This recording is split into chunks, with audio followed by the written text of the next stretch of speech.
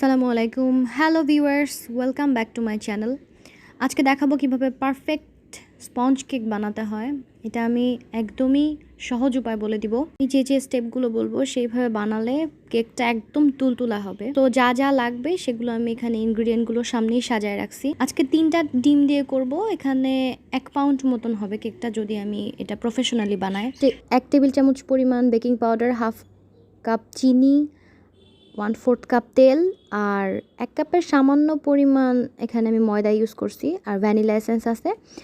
আর room টেম্পারেচারে থাকা হচ্ছে 3টা ডিম নিছি। এখানে কুসুম ছাড়াই ডিমের সাদা অংশটা আলাদা করে রাখছি। বানানোর অবশ্যই আধা ঘন্টা আগে ডিমটা ফ্রিজ থেকে বের করে নিতে হবে, তা না হলে কিন্তু কেকটা ফুলবে না। সো আমি এখানে হ্যান্ড বিটার দিয়ে করা যায়, কাঁটা চামচ দিয়ে করা যায়, এটা হুইস্ক করতে হবে। সো এখানে আমি ইলেকট্রিক বিটার দিয়ে হুইস্ক করব। করার সময় খেয়াল রাখতে হবে যেন প্রথমে স্পিডটা কম থাকে। এখানে স্পিড 1 থেকে 5 পর্যন্ত দেওয়া আছে। আমি প্রথমে 1-এ দিয়ে প্রথমে অল্প একটু করে বিট করে নিব। আর বিট করার সময় সামান্য করে চিনি অ্যাড করে দিতে পারবো। এখানে আমি আইসিং সুগার ব্যবহার করতে পারি, তো আমি এখানে সময় স্বল্পতার জন্য নর্মাল যে চিনিটা আছে সেটাই আমি ইউজ করছি। এখানে আইসিং সুগার থাকলে জিনিসটা তাড়াতাড়ি ফোম হয়। চিনি অ্যাড করতে হবে আর এভাবে স্পিড বাড়ায় বিট করতে হবে। জিনিসটা এরকম টেক্সচারে হবে যেন বিট করার পরে উঁচু করলে জিনিসটা নিচে পড়ে না যায়। এটাকে ডিমের ম্যারাং বলে। চিনি অ্যাড করতে হবে, স্পিড বাড়ায় ভালো করে বিট করতে হবে। তো এই পর্যায়ে আমি যেই কুসুমগুলা ছিল সেটা দিয়ে দিব। তো আমার লবণ দিতে মনে থাকে না, আমি সামান্য 1 পিঞ্চ পরিমাণ লবণ দিব। এটা দিয়ে তারপর এটাতে আবার বিট করব। লিকুইড জিনিসগুলো আগে দিয়ে নিতে হবে। লিকুইড জিনিসগুলো আগে দেওয়ার কারণ হলো আমি লিকুইড জিনিসগুলো দেওয়ার পর শুকনো ইনগ্রিডিয়েন্টগুলো মেলানোর পরে যদি আমি এটা অনেক বেশি নাড়াচাড়া করি তাহলে কেকটা কখনোই ফুলবে না। সো কুসুমটা দেওয়ার পরে আমি বেশ কিছুক্ষণ বিট করার পরে সাইডের জিনিসগুলো মাঝখানে দিয়ে এটাকে সুন্দর মতন করে অ্যাড করে নিব। তারপর একটু বিট করব। কেক বানানোর সময় কখনোই তাড়াহুড়া করা যাবে না, খুব আলতো হাতে সব কিছু করতে হবে, তাহলে কেকটা একদম সুন্দর মতন হবে। তো এই পর্যায়ে আমি তেল দিয়ে দিব। এখানে 1/4 কাপ তেল আছে। আর একটা জিনিস মাথায় রাখতে হবে, সেটা হচ্ছে ডিমের সাইজ যদি বড় হয় তাহলে সব জিনিস একটু বেশি পরিমাণ লাগে। সো আমি এখানে দিয়ে দিব এখন ভ্যানিলা এসেন্স, যেটা না হলেই নয়।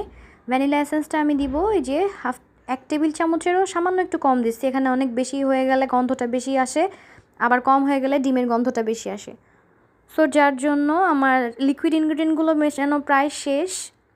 সো এই পর্যায়ে আমি আর বিট করব না। এখানে ওভার বিট করা হয়ে গেলেও কিন্তু কেকটা ভালো হয় না। আমি এখন দিয়ে দিব বেকিং পাউডার। আমি বারবার বলতেছি সেটা হচ্ছে গিয়ে শুকনো ইনগ্রিডিয়েন্ট মেলানোর সময় খুব সাবধানতার সাথে বিট করতে হবে, কারণ ডিমের মধ্যে যে বাবলগুলো এতক্ষণ ফোম বানাইছি সেই ফোমটা যদি অনেক বেশি নাড়াচাড়া করার জন্য ভেঙে যায় তাহলে কেক কখনোই ফুলবে না। সো শুকনো ইনগ্রিডিয়েন্টগুলো তেলে নিলে ভালো হয় একটা চালনি দিয়ে, কিন্তু আমি আজকে টেলে নিইনি। আমি যেভাবে নর্মালি বানাই সারাক্ষণ সেভাবে আমি দেখানোর চেষ্টা করছি। সো শুকনো ইনগ্রিডিয়েন্টগুলো মেলানোর পর সবসময় দেখতে হবে যে নিচের দিক থেকে ঘুরায় এটাকে উপরের দিকে নিয়ে আসতে হবে। কখনোই আটার মতন অনেকভাবে ঘুটে ফেলা যাবে না জিনিসটা আসলে। সো এটা অনেক আস্তে আস্তে, আমি যেহেতু একটু স্পিড বাড়াই দিছি এই জন্য অনেক বেশি ফাস্ট মনে হচ্ছে, বাট এটা খুবই আস্তে আস্তে করতে হবে। ডিমের বাবলগুলো কোনোভাবে ভেঙে দেওয়া যাবে না। অল্প অল্প করে ময়দা অ্যাড করতে হবে আর এভাবে করে মিক্স করে নিতে হবে, কিন্তু অনেক বেশি নাড়াচাড়া করা যাবে না, তাহলে ডিমের বাবল ভেঙে যাবে। সো আমার পার্চমেন্ট পেপার শেষ হয়ে গেছিলো। আমি নর্মাল যে কোনো একটা কাগজ এভাবে কেটে নিয়ে সামান্য তেল ব্রাশ করে হাত দিয়ে এভাবে করে নিলেই হবে। তেলটা মাখানোর পরে আমি এখানে ব্যাটারটা ঢেলে নিব। ব্যাটারটা এরকম করে ঢালার পরে এখানে পার্চমেন্ট পেপার কিনতে পাওয়া যায়, সেটা নিলে একদমই ঝামেলা থাকে না। কুকিং স্প্রে আছে, এখানে কুকিং স্প্রে করে নিতে পারি। তো এভাবে ব্যাটারটা ঢালা হয়ে গেছে। এখন এটাকে বেক করতে দিব, কিন্তু তার আগে আর একটা কাজ আছে, সেটা হচ্ছে ট্যাপ করতে হবে, তাহলে ভিতরে যে বড় বড় বাবলগুলো আছে সেগুলো বাইরে বের হয়ে ঠিক হয়ে যাবে। বেশ কয়েকবার জোরে জোরে ট্যাপ করে নিতে হবে, তাহলে এর মধ্যে সব বাবলগুলো বের হয়ে যাবে। ওভেনটা আগেই আমি প্রিহিট করতে দিছিলাম। সো এখন জাস্ট কেকটা ঢুকাই দিব। এখানে আমি 180 ডিগ্রি টেম্পারেচারে 35 থেকে 40 মিনিটের জন্য বেক করব। সো একই টেম্পারেচারে দিয়ে আমি আগে 5 মিনিট ওভেনটাকে প্রিহিট করে নিয়েছিলাম। সো আমি বারবার এটা দেখার লোভ আমি সামলাতে পারি না যে কেকটা সুন্দর মতন ফুলে উঠতেছে। ছোটোটা আমার বেবির জন্য বার বলতেছে, মাম্মা আমাকে ছোট্ট একটা বানায় দাও। একটু পরপর খুলতেছিলাম, কিন্তু এটা খোলা যাবে না, একবারে হইলেই তারপর খুলতে হবে। যেহেতু আমি এটা শ্যুট করতেছিলাম যার জন্য আমি এটা ওভেনের দরজাটা খুলে আমি এটা দেখাইলাম এটা কীভাবে ফুলছে সুন্দর মতন। সো গরম গরম থাকতেই এটাকে আমি বের করবো, মোল্ড আউট করব। মোল্ড আউট করার জন্য এটা তো অনেক গরম ছিল। প্রথমে একটা ছুরি দিয়ে 5টা সাইডটা কেটে তারপর এটাকে আমি নামাবো, দেখাচ্ছি এটা কিভাবে করতে হয়। সামান্য একটু ঠান্ডা হওয়ার পরে ছুরি দিয়ে সাইডটা এইভাবে করে নিয়ে উবুর করলে এটা বের হয়ে আসবে ইজিলি।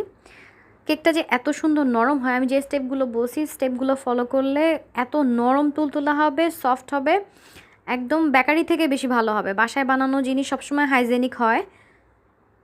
সো এটা এটা এমনি এমনি খাওয়া যায়। এটাতে আমি আমার বেবির জন্য মাঝে মাঝে আমি এটাতে ক্রিম করে দেই, বাট আজকে হয়তো ইফতারিতে বানাইছি, ইফতারিতে খাবার জন্য বানাইছি। সো এটা এমনি করবো, এটাতে কোনো ক্রিম ট্রিম কিছুই দিব না, জাস্ট প্লেন কেক। তো দেখেন কি সুন্দরভাবে কাগজটা উঠে যাচ্ছে। কাগজে তেল ব্রাশ করে নিছিলাম যার জন্য এটাতে কোনো কেক লেগেই নাই। এখন দেখেন কি সুন্দর নরম হয়েছে, এত সুন্দর সফট আর নরম। আমি দেখলেই বুঝতে পারতেছেন যে কি পরিমাণ এটা ডেবে যাচ্ছে।